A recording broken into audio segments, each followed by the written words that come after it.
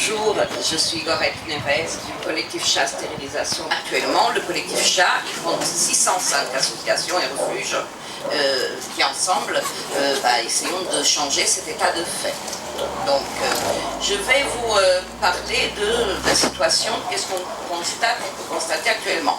Actuellement, grâce au bilan vacances qui a été, c'est l'opération Animal Vacances qui a été commandée par le ministère de l'Agriculture. Ils nous ont livré un rapport en 2016. Malheureusement, malgré les contrôles de la DDPP qui sont suivis pour l'année 2017 et 2018, ils nous ont toujours pas fourni les rapports 2017 et 2018. Donc on va se baser sur celui-là. Et grâce à celui-là, on a pu calculer des statistiques.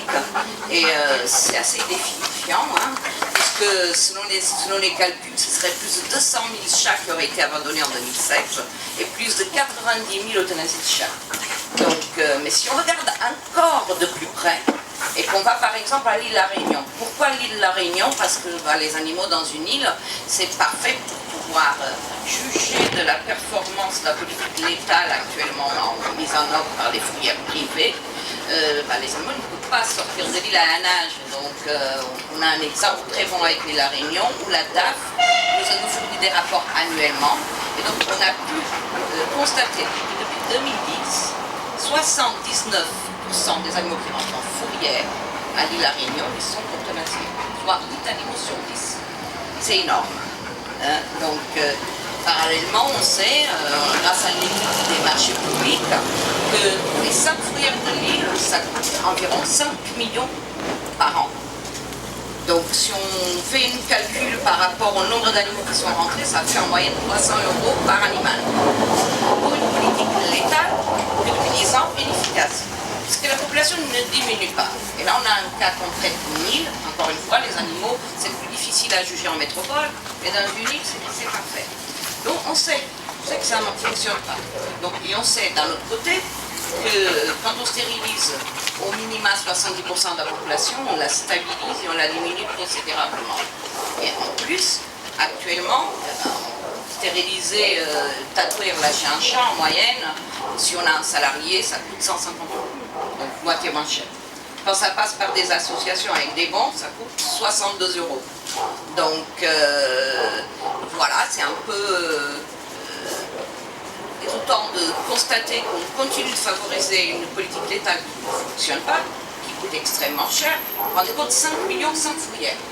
Or, à niveau national, on a 721 fourrières répertoriées. Je vous laisse imaginer le coût de ces fourrières à niveau national. C'est immense. Voilà. Alors donc, actuellement, donc, on sait, grâce à des études comme Santé Vet, qu'il y a une progression de la prolifération féline. Depuis 2010, selon Santé Vet, 30%, on a 30% de chats en plus.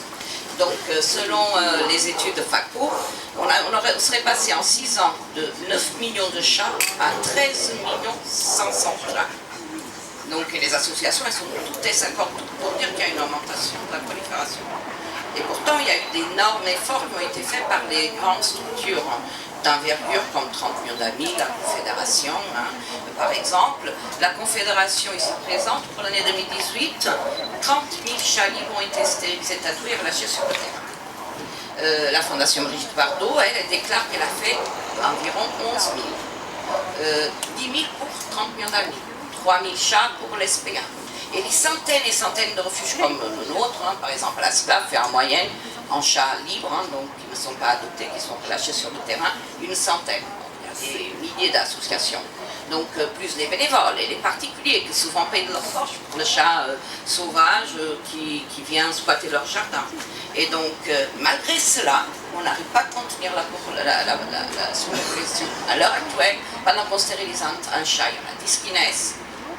Ça devient urgent d'intervenir. Les associations crient leur désarroi. De manière générale, les subventions qui ont été accordées aux associations ont diminué. Avec la fin des emplois aidés, vous avez des associations qui sont contraintes de ralentir, voire pour certaines carrément arrêter leurs activités, parce qu'il y a des petites associations qui ont carrément fermé. Donc on a d'un côté plus de chats, et de l'autre côté, moins de moyens pour y faire face. donc ça devient vraiment urgent d'intervenir. Et pourtant, on a vraiment des exemples.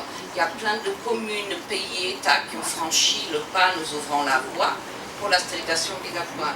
Vous avez la Belgique, Bruxelles, Wallonie, Flandre. Vous avez Grande-Bretagne, les États-Unis, Texas, Californie, Washington, Long Beach, 70 communes d'Allemagne, des communes au Brésil, et la liste est non exhaustive. Même ici en France, à l'île de la Guadeloupe, vous avez à Marie-Galante, il y a un programme de stérilisation qui a été mené par une association pour les chiens, où ils ont fait 70% des chiens errants, et qui a eu d'excellents résultats. Maintenant, ils se battent avec les chats. Mais c'est une autre problématique pour eux. Donc, il faut comprendre qu'à l'heure actuelle, il y a vraiment une urgence.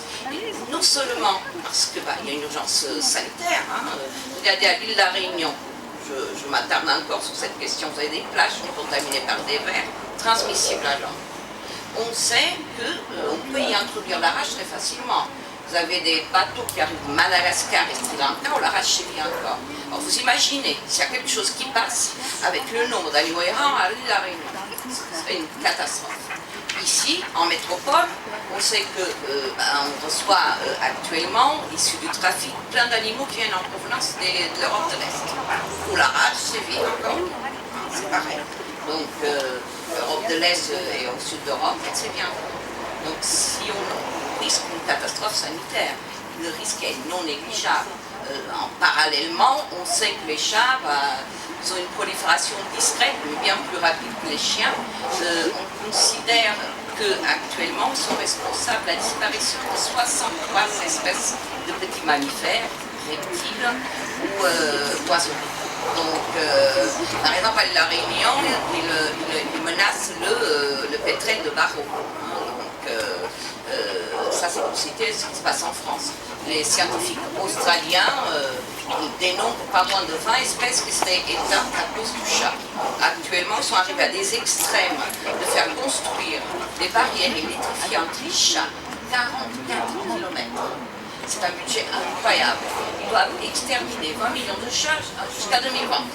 Vous avez actuellement des communes comme à Maui, en Nouvelle-Zélande, où on envisage d'interdire la nouvelle possession de chats à leurs administrés. Donc on arrive à des extrêmes incroyables parce que les pouvoirs publics n'ont pas su prendre les décisions qui s'y sont posées.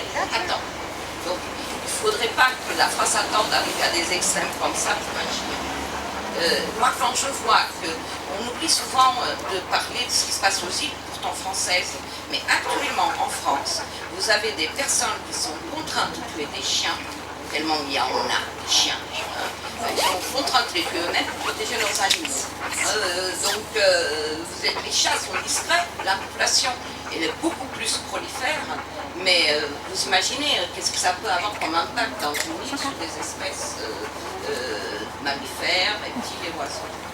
Donc, à un moment où je pense que fermer les yeux sur le danger sanitaire, environnemental, l'aspect financier, puisqu'on sait que la politique de l'État ne fonctionne pas, à un moment où la société demande plus de justice et éthique pour les animaux, serait à mon avis un non-sens.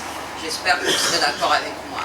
Donc, nous, les associations, les 605 associations que j'ai l'honneur de représenter, appuyées par One Voice, 30 millions d'amis, la Fondation Brigitte Bardot, Stéphane Labarre, la Confédération ici présente, nous demandons de rendre la stérilisation obligatoire pour les chats des particuliers, non d'ordre, qui seraient nés à partir d'une date à déterminer, j'espère le plus rapidement possible, ainsi qu'à tous les chats qui seraient nés précédemment cette date et qui seraient non confinés.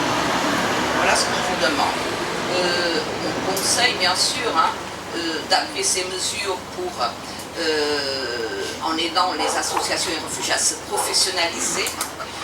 On a vu, les fourrières privées vont privilégier une politique létale. Donc les associations refuges sont plus amènes de stériliser, de tatouer, relâcher, il faut avoir les moyens de pouvoir le faire. Donc il y a un manque de moyens incroyable. D'ailleurs, nos collègues qui font refuge fourrière viennent nous en donner un exemple. Quand on reçoit 500 € de subvention annuelle, vous avez mis le chat, à 150 € le chat, l'argent, le reste, l'excellent, il faut le trouver. Donc vous savez, des exemples de fourrières éthiques, comme par exemple ASA06, qui est une fourrière de la Confédération, hein, à Nice, qui privilégie systématiquement la stérilisation qui fonctionne très bien.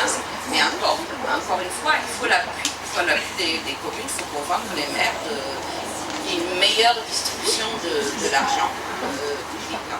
Donc bon, vous l'aurez compris, on vous demande donc de rendre obligatoire la stérilisation des chats des particuliers, non de l'ordre, mais à partir d'une date à déterminer. Et tous les animaux tous les chats qui seront non confinés, sortent dehors, qui sont nés précédemment à cette date, ainsi que de nous aider à inciter les communes, les maires, l'État à privilégier une politique de stérilisation, identification et relâche des chats errants. Parce qu'il faut combattre sur les deux fronts. Voilà. Merci de m'avoir écouté.